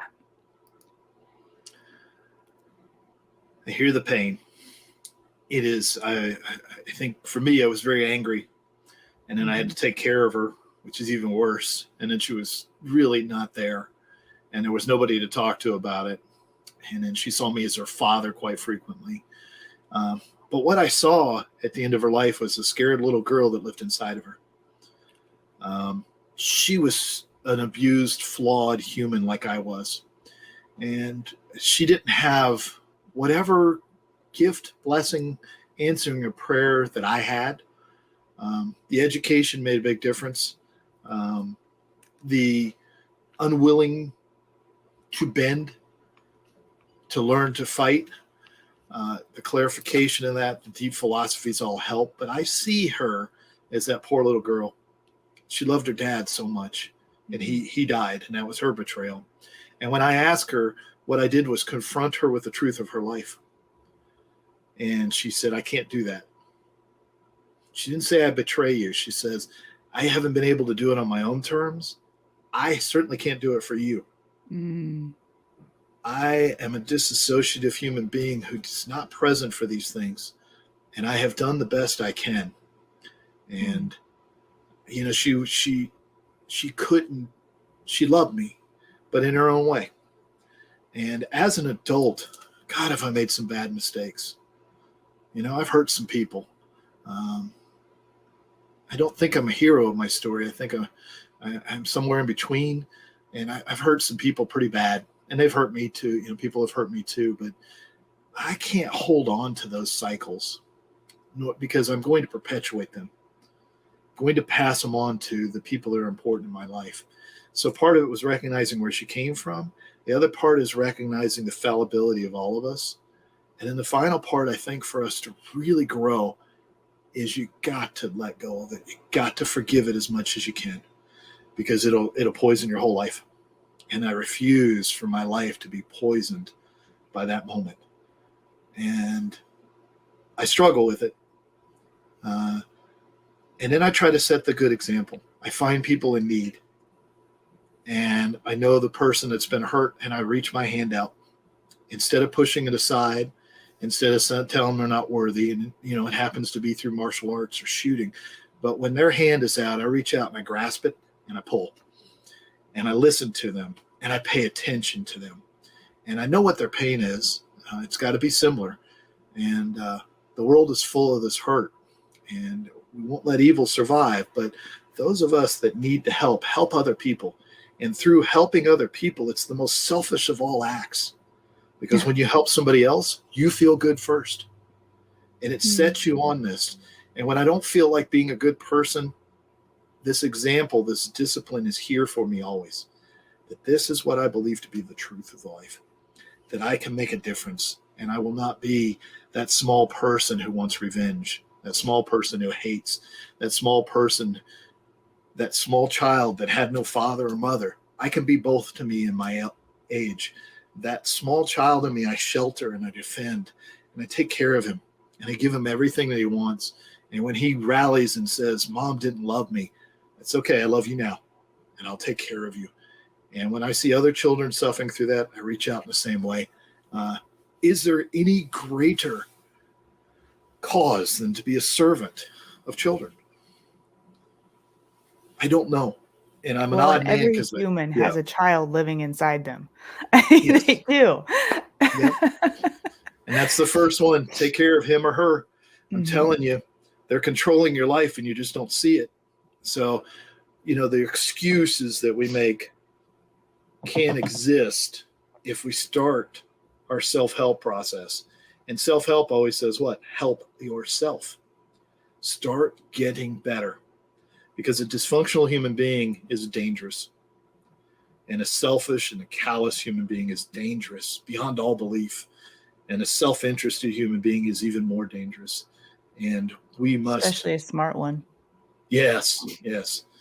And, somebody who understands the motivation of people, And we like to think about the sociopaths and the psychopaths and the serial killers, but the damage being done at a small level is generational, And so in thinking about my mother, it happened to her and it happened before her and it happened before her. So my promise was this: it stops with me. And not only does it stop, it gets better. At least I'm going to make some people's lives better. And I haven't always done that, but I've done a lot. I've helped some people. And there are some young men and women running around the world doing good things because I was present for them, even though I'm a mess. That's the other hard part. I'm a mess. That's so what crazy. Right do I have? When I hear you say that, it's so crazy. But what right do I have? What do I know? Well, I know a lot because I suffered and I have the experiences. And so I'm not always right, but at least I have your best interest at heart.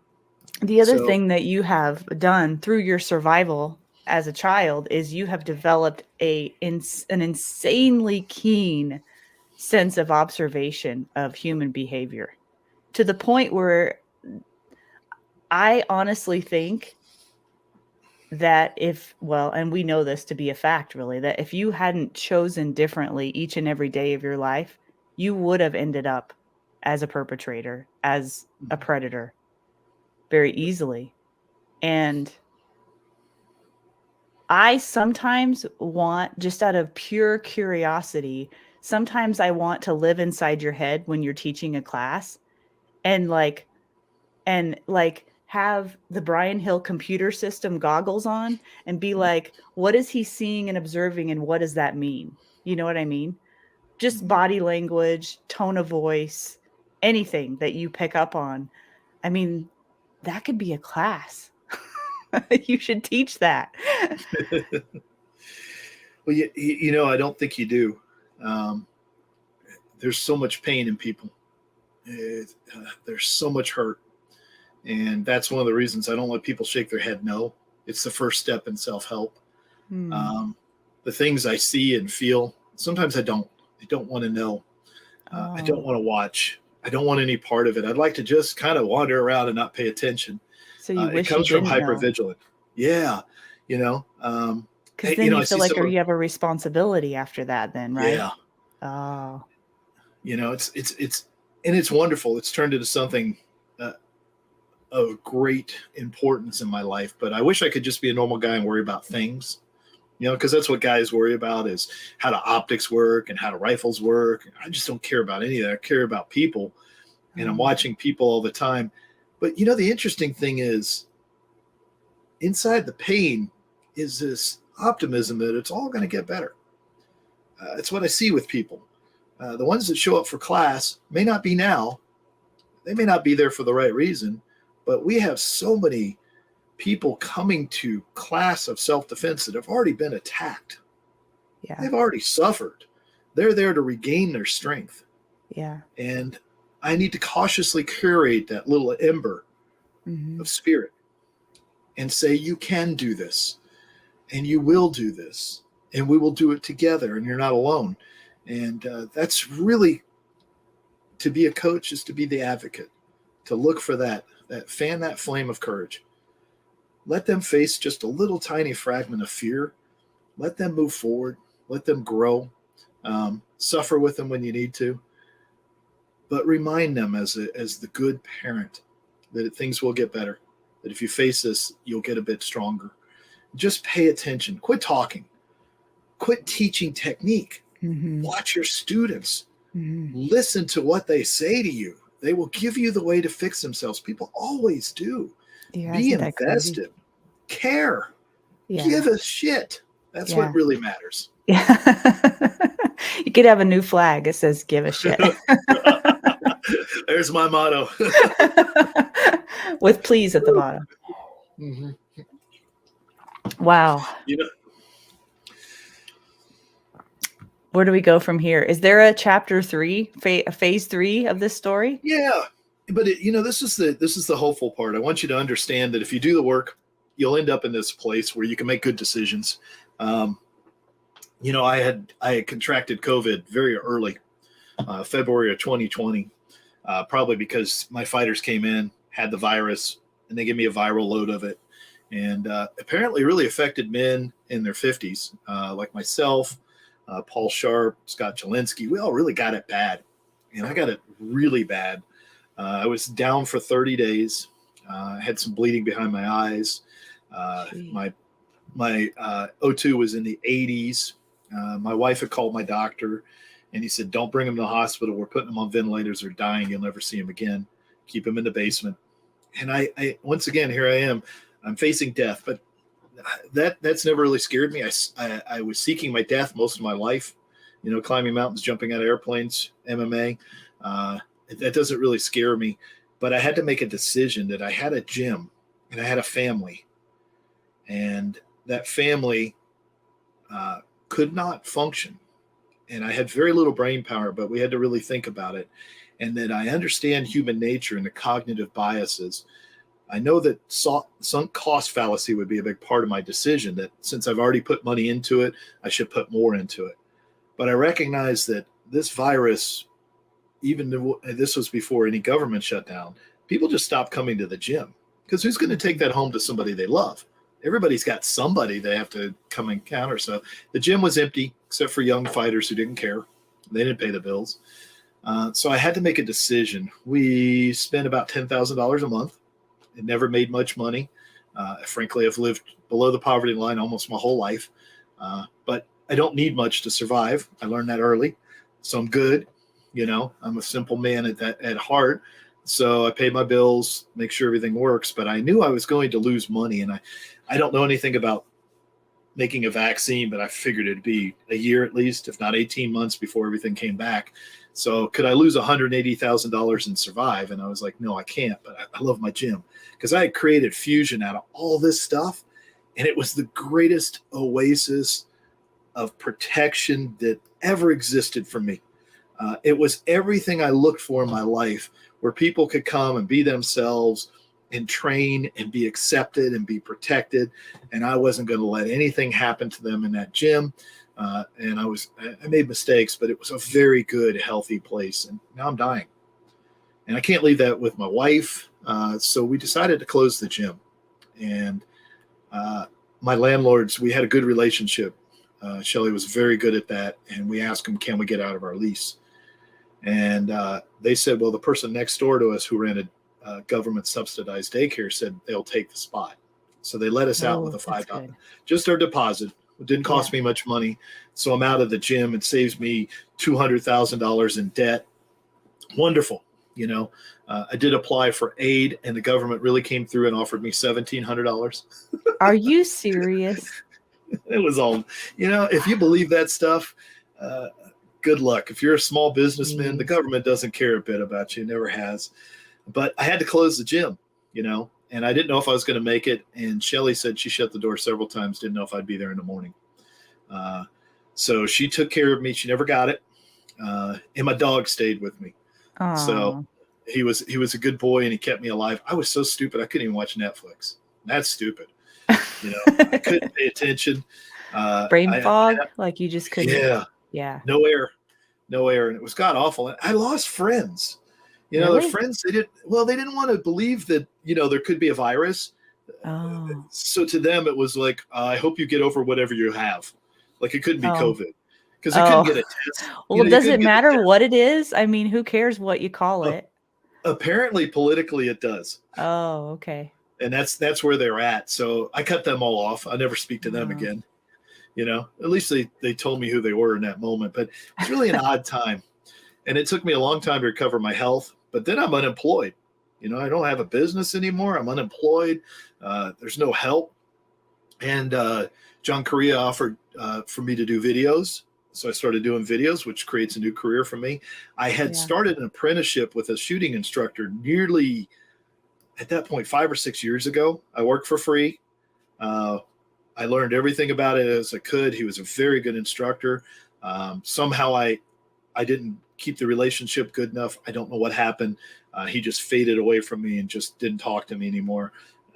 Those cycles happen. Of course, I was much more aggressive about where I wanted to be in the world. I wanted to go take shooting classes, and I can't do anything a little bit. Apparently, I have to do it full bore. We But need to talk about that later. Let me write that yeah, down. Okay. yeah, I paid my full dues so I thought, well, I can do some shooting, and I'll do these videos, and that was a great idea. And we decided to move from about an hour and a half away from our shooting range to up here, and buying a house in COVID is really difficult. So we decided to have a manufactured house, which means that we lived in our RV for about 18 months, which is tough with two big dogs. Not a lot of Wow. space, but we There did is no well. We RV big survived it. enough. No. And then the county decided to pursue me with a lawsuit. They shut down the range and said it wasn't zoned correctly and we needed a business license. So this is a year and a half after the last COVID, and I go to a class and I get COVID again, and I'm super sick. So Shelly's got to go to a hearing where all our neighbors show up and lie about us and say horrible Oh. things. And the commissioners lie and they want us to make a proposal. We make a proposal, they close the meeting and they say it's just shut down. So we have to get one of the best attorneys in Georgia, and all the people of the firearms industry come out in droves and support us. They've donated money to protect the range. It's a small Wow. range, but they donated. So we're able to get a good attorney who really didn't take any money for it. He said, I want to help. And Wow. we were able to beat the county commission legally, which was wonderful. They entered mediation with us and proposed our own proposal back. So we cut some of it off. And, I get it. There's some noise, but guys, it's not a full-time range. I taught one Yeah. weekend a month. So Yeah. it's, they just didn't want us here. So Yeah. I had pivoted to teaching on the road, and I found that I can go to places and people will show up and take class, which was Are you wonderful. surprised by that? Yeah, always. Oh, that's And funny. but that fearful child always goes, oh, they're not going to like me. Why would anybody Yeah. come to my class? So Yeah. it's a very fearful thing to travel across the country and meet strangers. But I found a great joy in it. And it finished up the cycle of this, that now I teach deliberate coaching in the inner game of shooting so that you can see a little bit of what I see in the world. You can see inside the matrix. Yeah. And I That's get what to I should have travel the said. country. Yeah. That's how I should have described it. That's what I meant. Yep. It's one of my favorite movies for a reason, It's a because good I think movie. it's really there. But most of us are so caught up in what we feel and not what's going on. We don't pay attention, you know? Mhm. And I always say I'm not my feelings, because I've learned to do that. I'm not my feelings. It's Yeah. the center of you. If you feel deeply, there is your soul, your center. And it doesn't matter whether you're hungry, it'll affect your behavior. Get Yeah. angry. All right. But who you really are is who we're trying to develop. And when the character becomes discipline becomes a law of physics where you overcome inertia and you're able to move forward. And then you become something better. And these martial classes allow you a very small sliver of where Mm. you can gain some self-mastery. And so Mhm. that I understood all these processes, I was able to make great decisions and not have my feelings push me into something that it wasn't. And now we got the range open. Now I'm traveling, so I teach at home occasionally. I've got a wonderful travel business. The people that support us are just wonderful beyond belief, and it has been a wonderful thing. And now my wife has her dream of police ponies in the front yard. Yeah. So she gets to take care of that, and life is good. And life Yeah. became good because I'm resilient. And resiliency sucks. You can't, you have to experience it. You have to get better, and you have to just lean in and do what you can. As long as you get started, everything will be okay. The real enemy in all this is not doing anything. Like Yeah, you that's said. so glad you said Yeah. that, because I know we were talking about this. I was talking about this with a friend earlier today, that you can read and read and read all the books and be inspired and know all the things, but Mhm. action must follow, or it's Yes. all for nothing. Well, we know the brain responds well to actual struggle. It's necessary for human beings. If you think about, God, the way that we used to have to struggle just a mere 100 years ago. Put yourself in 1924 and think about how hard life was. No electricity, no centralized plumbing for a lot of rural people. It's very difficult. It's a tough life. World War One has just ended. Large majority of the labor force is gone. So, welcome to equality. Women get to take really crappy jobs and do hard work everywhere they go. It's a very difficult time to survive, and that's only 100 years ago. Yeah, it's crazy to think we about, isn't but it? we need to struggle, because the part of our brain grows when we struggle. And as soon as we stop struggling, it shrinks. And this is the part of will that needs to be exercised. And you've got to do hard things, because you get rewarded with contentment. If you do easy things, you get rewarded with pleasure. And pleasure does not last. It is And fleeting, that and is it'll a never be drug, enough. though. Yes, it is. Yeah. So do the hard work. Do the hard work. No, you're not alone. Challenge makes us grow. You need it. And you can be more than you ever thought by just taking action. Just lean into that struggle. What other choice do you have?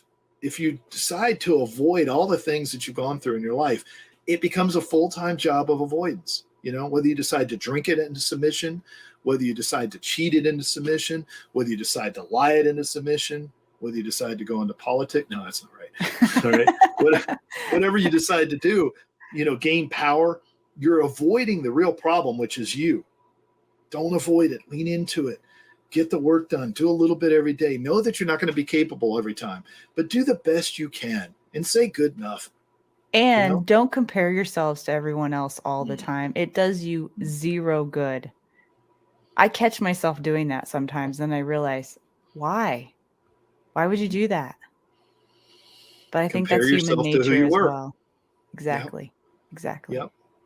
Am I a little bit better than I was yesterday? That's all I really care about. And tiny little increments over 365 days really add up to change. Everybody thinks they're going to make a big change. That's the biggest lie ever told. Make a tiny change. Do one push-up. Do one sit-up. Take a little walk. All right. Do 5 minutes of dry practice. All right. Read a book. Do anything that's hard, because it's all hard to get started. Yeah. That's right. Yeah. You're doing the right thing when you don't want to. Yep. We If all it's know. easy. Yep. So what is this? Do you have more on your list, Brian? You can keep going. Nope. I think it's pretty good. At the end of my life, I had to take care of my mother, and I found the grace to do so. And You mean the end of her life? Yeah, into her You life. said the end of your life. I'm I like, did. wait a second here. So now I'm by myself. I have my wife. I have a wonderful stepdaughter. I have a couple really cool grandsons, step grandsons. But basically, there's no one left but me. I'm the end of the line. This is it. This is the last male hill that in this generation. I have not caused any more damage. I have actually repaired some of the damage, but it's a generational problem. I have more work to do, and I will do the work. And I'm going to repair all the damage that's been done that I can do on my watch. And I will do my duty. And that's why I teach the way I do. That's where the passion, that's where the rage to master comes from, because that clock's ticking. Nothing's given to me. I don't know what's going to happen in the next minute. I'm grateful we got through 2 hours of this. I don't know what's going to happen. And this has been the most scary thing I've ever done. Nothing even close. Jumping out of planes and fighting, and it even compares, but just talking about this and recording it. But it's cathartic. I can feel it. I'm going to be utterly exhausted, but now I've learned to be vulnerable, which I never learned in my life. I'm 58, and I'm finally doing it. I let you see who I am. And if you use it against me, good, because I'll know who you are. I You don't mean know, that I that way. would never do that. Yeah, That must be yeah, why you let me do the interview. that's right. That's right. But Yeah. people don't know they mean ill intent. There's Yeah. jealousy, there's insecurity. There's just people that like to pull at you. You don't resonate with them. You're the opposite, and that's good because we need Mhm. that. Mhm. Everybody can't agree with me on what I do, and I can't agree with everybody else. So it was always a fear, but you know what? I'm not afraid anymore of that, and I'm not without fear. I enjoy the fear still. I feel it. It resonates. It motivates. It is a part of my life, but it has no power over me. And Mm. I can do the things I need to do, and so can you. You can get up and do the work that you need to do. You're not going to do it because I say so, but some of you need friction. You need challenge. You need to get after it and become a better version of yourself because time's running out. Memento mori. Death comes for us all. Do the work you can now. And when I leave, the only legacy that I'm leaving is I hope some people say, hey, that made a difference. You can write books, you can build statues, you can put buildings up, but they're going to tear them down eventually. But if you create better human beings and they don't screw up the next generation and they don't screw up the next generation, that's how we fix the world. And you do it one human being at a time. And it always will be that way. It will be people closest to you first. You can worry about the world. You can worry about your nation. You can worry about your state and your city. But you got to fix whoever's closest. And if the closest Amen. person to you is you, you better get after yourself and fix it so you quit screwing everything up. All right. Amen. Yeah. Learn from it. There's nothing wrong with failing as long as you learn. And boy, did I fail a whole bunch. I failed tremendously. Um, don't live in shame of the failure. Learn from it. It is useful. It is important. And our brains grow from it. We need challenge and struggle. And it only comes from failure. Don't hesitate to miss the mark. Remember what sin means. It means to miss. It's an archery term. All Mm. right. You must learn from it. You must grow. And to wrap up our religious beginnings of this, what a great teacher Jesus was. He went to the people that needed it most. He Mhm. sat with the sinners. He overturned tradition.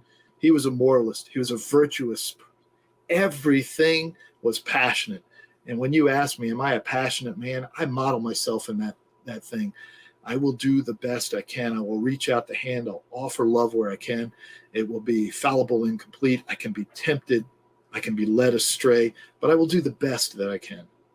And hopefully that leaves some profound ripples in the pool that is humanity. And if it changes just a couple lives, and I got some good kids out there that I grew up in my martial arts school, and they call me and they say, hey, man, coach, you really made a difference. And I can't tell you how that touches me, you Mm. know.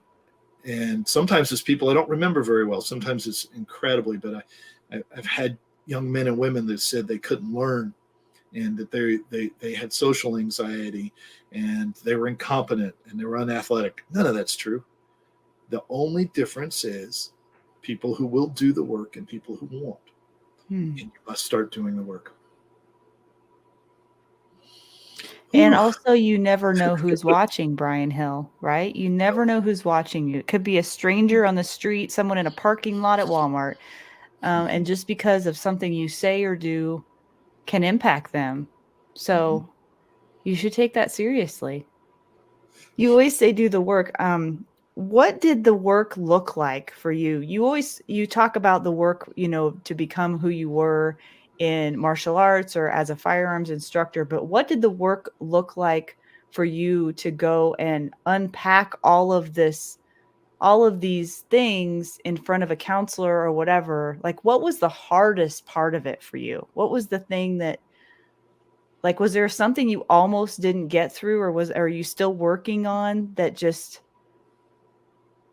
what does that work look like? I mean, That's the one thing that counseling was horrifying because it just kept showing me that, I had all these reactions to all these stresses that is just how human beings react, yeah, and that's then what there I was really wondered, is nothing like, what special. was the Yeah. big things that you learned were that you just said it. You're not special. That you just learned that in counseling, that the reactions and the feelings and everything that came up, like that person had probably seen it 100 times before, because that is the reaction that most humans have given those circumstances. Is that what you're saying? Yeah. Yeah, we're And all the same so when it comes to that. wasn't that somehow relieving though, in a way? Because you're like, oh, well, I am not like broken. I can be fixed. Like this, Mhm. like I can unpack this or face this, get on the other side of it and grow from it. I What is had that the opposite process reaction. like?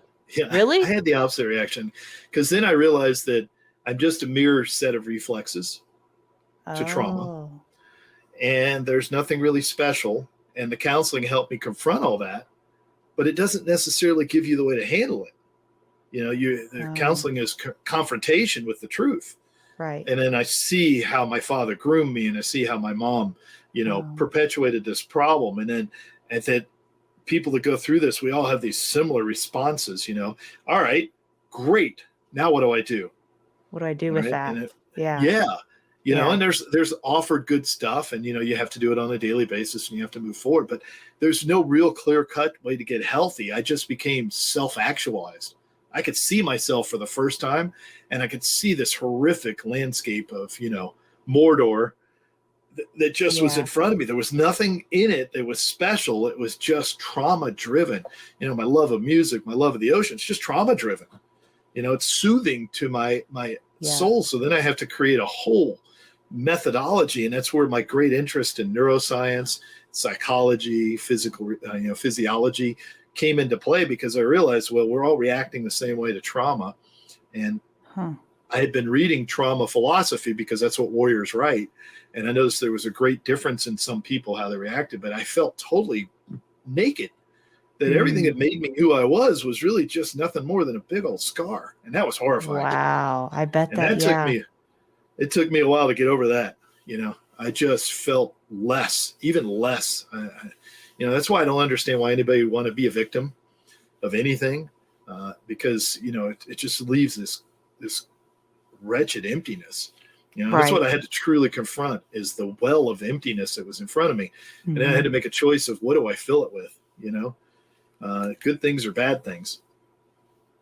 And so I started filling it with the goodest things I could. And sometimes I screwed up, but, I got Well, better yeah, we all friends, have a got better default family. mode. So, yeah. That's one of your things, do the work, right? And Mhm. I've found from my own experience that that is some of the hardest work and most terrifying work. Yes, you're right. And you say lean into it, boy, it's a slight lean. It's not a heavy Yeah. lean because woo, yeah, that's scary, scary. It's going into the abyss. Well, Um, if you can charge into it, you're not doing the hard stuff. You know what I mean? yeah, yeah, That's all you the gotta easy stuff. tiptoe. Yeah, it's a Yeah. stress inoculation process to some degree. Yeah. Yep.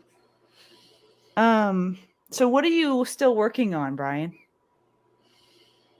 A lot, actually. So this is it: being vulnerable, being honest, Oh, teaching truly who I am, relishing that for its own individual specialness now, not my trauma scars, but being who I am, mm, being a better husband, giving of myself. I give freely of myself, but I'm very selfish in a lot of ways.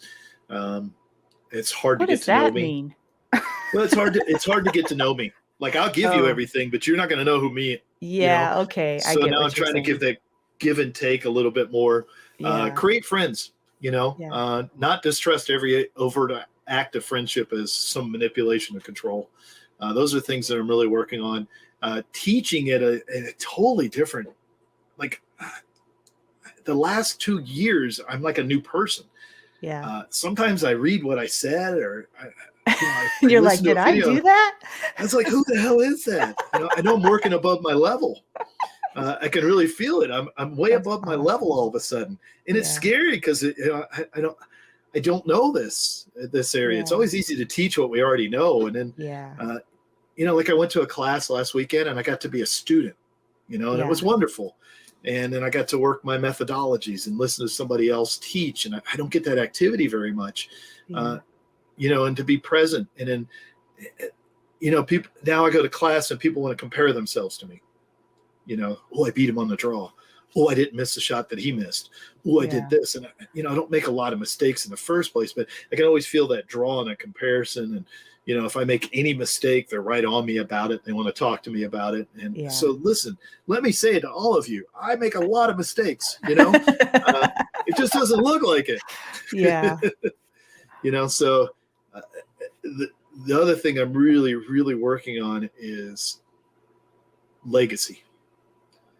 Can I help people teach better? I think we waste a lot of time.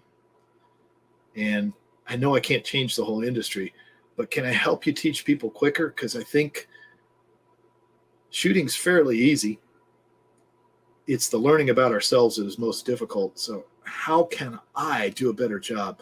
How can I get this across to people? That's why I came up with deliberate coaching and inner game, which people don't understand yet, but they're going to get there, Yeah. And I think I'll probably be better regarded once I'm gone.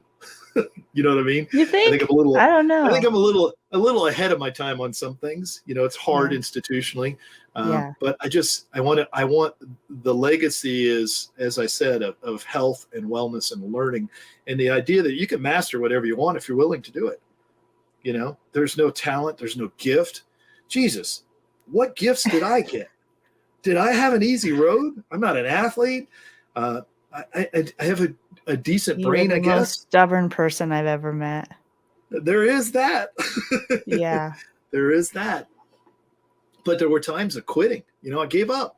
Yeah. Totally gave up. I dove into a bottle. I dove into, self-humiliation. You've tried it all. That is one thing I'll say. Yep. None of it works. I think that's all that I have on my questions. Is there anything that you want to leave the audience with before we go? Because I almost started crying about a couple minutes ago because I realized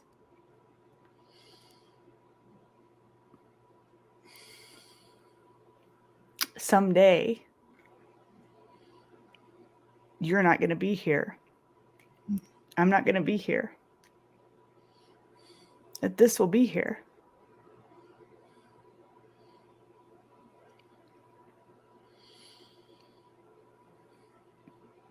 It's profound.